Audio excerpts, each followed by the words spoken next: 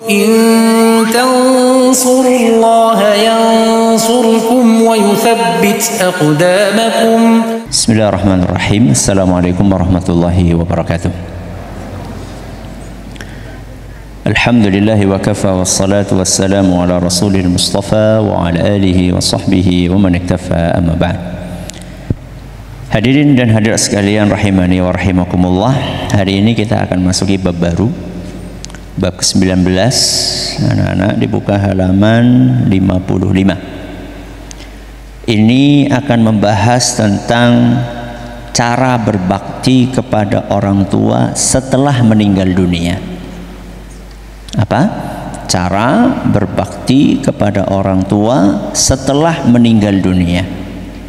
Jadi ternyata berbakti kepada orang tua itu bukan hanya ketika beliau berdua masih hidup. Seandainya kita termasuk orang yang belum maksimal untuk berbakti kepada orang tua kita saat mereka berdua masih hidup, maka masih ada kesempatan. Bahkan kata sebagian ulama, salah satu tanda keikhlasan bakti anak kepada orang tua adalah ketika anak itu tetap berbakti kepada orang tuanya setelah meninggal. Salah satu tanda keikhlasan bakti anak kepada orang tua adalah ketika anak itu tetap berbakti kepada orang tuanya walaupun sudah meninggal. Kenapa demikian? Karena ketika anak hanya berbakti kepada orang tuanya saat masih hidup, begitu orang tuanya meninggal dia tidak berbakti, ada kemungkinan baktinya saat orang tua masih hidup itu nggak ikhlas. Ada kemungkinan dia berbakti karena ingin dapat warisan yang paling banyak, karena ingin dipuji-puji oleh orang tuanya di hadapan teman-temannya. Tapi kalau orang tuanya sudah meninggal, warisan sudah dibagi, kok masih tetap bakti? Ini pertanda bahwa dia berbakti tulus lillahi ta'ala, bukan karena tendensi-tendensi duniawi. Maka yang sudah meninggal dunia orang tuanya, buktikan keikhlasan kita dalam berbakti kepada orang tua. Caranya bagaimana? Ada dalam hadis nomor 35 dari Abu Usaid radhiyallahu anhu. Beliau berkata, kunna 'indan nabiyyi sallallahu alaihi wasallam. Pada suatu hari kami, yaitu para sahabat, sedang duduk-duduk bersama Nabi SAW. Faqala rajulun, tiba-tiba ada salah seorang yang hadir berkata kepada Nabi SAW, ya Rasulullah, hal baqiya min birri abawayya syai'un ba'da mautihima aburruhuma. Apa kata orang tersebut? Wahai Rasul, setelah kedua orang tuaku wafat, apakah masih bisa aku berbakti kepada beliau berdua? Setelah orang tuaku wafat, masihkah aku punya peluang untuk berbakti kepada keduanya? Caranya bagaimana? Maka kemudian Nabi SAW menjawab, na'am, masih ada kesempatan. Kamu masih bisa berbakti kepada kedua orang tuamu walaupun keduanya sudah meninggal dunia. Khisalun arba', 4 caranya. Berapa nak? 4. Yang pertama kata Nabi SAW, ad-du'a'u lahuma wal istighfaru lahuma. Yang pertama adalah mendoakan. Bakti anak kepada orang tuanya setelah meninggal adalah ketika dia tidak lupa untuk membaca Allahumma firli wali walidayya warhamhuma kama rabbayani saghira.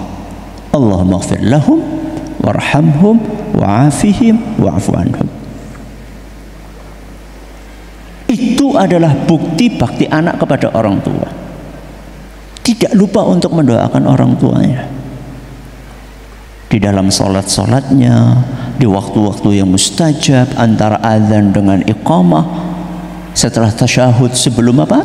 Salam. Dia tidak lupa untuk mendoakan orang tuanya.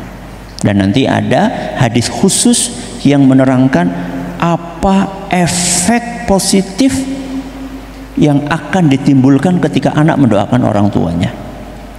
Ini yang pertama. Apa yang pertama? Doa. Kemudian Nabi SAW melanjutkan wa in fadhu ahdihima. Yang kedua adalah menunaikan janji keduanya. Mungkin orang tua kita pernah berjanji kepada orang lain, ya. Oh, nanti kalau misalnya saya tanah yang saya jual itu tanah yang saya tawarkan itu laku, maka nanti saya akan beri kamu sekian kepada saudaranya atau kepada temannya.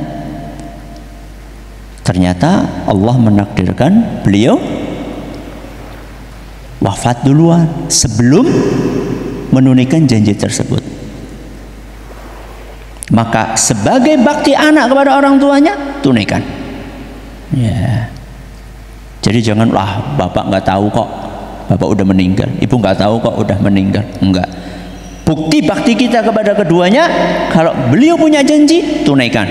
Seandainya sebelum wafatnya beliau belum menunaikan. Ya. Bisa saja masuk ke sini termasuk keinginan orang tua untuk berhaji misalnya, keinginan orang tua untuk umroh misalnya. Ternyata sampai wafatnya belum bisa menunaikan keinginannya. Keinginan orang tua untuk bangun masjid misalnya, keinginan orang tua untuk bikin panti asuhan, sampai wafatnya belum tertunaikan, sedangkan kita mampu tunaikan. Ini yang kedua. Apa yang kedua? Menunaikan janji. Yang ketiga kata Nabi SAW, wa ikramu sadiqihima, memuliakan teman-teman beliau berdua, teman sekolah, teman kerja, tetangga, teman di kantor, ya, teman ngaji. Muliakan mereka. Ya, muliakannya bagaimana Ustaz? Ya kalau misalnya biasa ibu atau bapak ngirim makanan kepada mereka, setelah ibu bapak nggak ada kita kirim. Biasanya ibu bapak kalau lagi panen ngirimi teman-temannya, setelah ibu bapak meninggal kirimi. Minimal ya, minimal. Teman-teman ibu itu, masya Allah, alhamdulillah, ibu mulai gak pernah lupa sama. Mudah-mudahan Allah ampuni dosa-dosanya. Minimal kemudian teman-teman itu akan mendoakan. Yang mungkin teman ibu kita sudah lupa lama, tapi begitu kita kirimi, saya anaknya Bu Fulanah, ya Allah tuh ibumu itu ya Allah baik banget, ya Allah rahimahullah, mudah-mudahan Allah merahmatinya. Minimal jadi teman-teman ibu atau bapak kita jadi ingat, terus mendoakan, kan menguntungkan buat orang tua kita. Ini yang keberapa? Yang ketiga. Yang keempat, kata Nabi SAW, wasilatur rahim allati la rahima laka illa min qibalihima, menyambung silaturahim. Siapa? Yo kerabatnya orang tua kita. Pak D, siapa lagi? Bude, siapa lagi? Pak Le, Buli, Uti, Tante, Om, ya, ponaan. Pokoknya silaturahim dengan kerabat-kerabat orang tua kita. Apalagi seandainya itu adalah kakak atau adik dari ibu kita.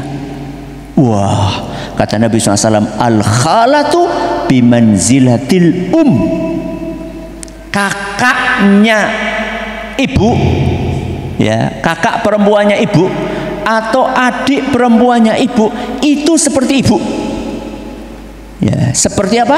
Ibu. Maka jangan sampai begitu ibu kita meninggal nggak pernah kita silaturahim kepada bule, kepada bude, jangan.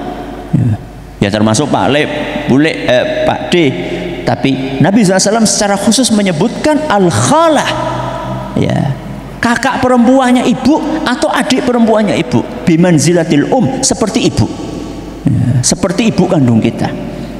Ini 4 hal yang disampaikan oleh Nabi SAW. Apa yang pertama, nak? Doa.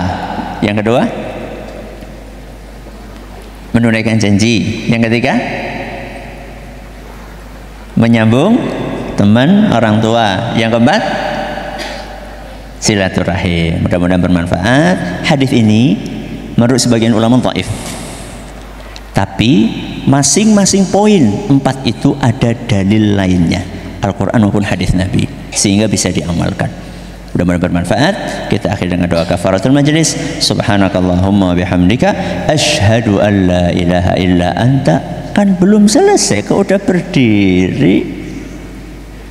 Subhanakallahumma wa bihamdika asyhadu an la ilaha illa anta astaghfiruka wa atubu ilaik. Assalamualaikum warahmatullahi wabarakatuh.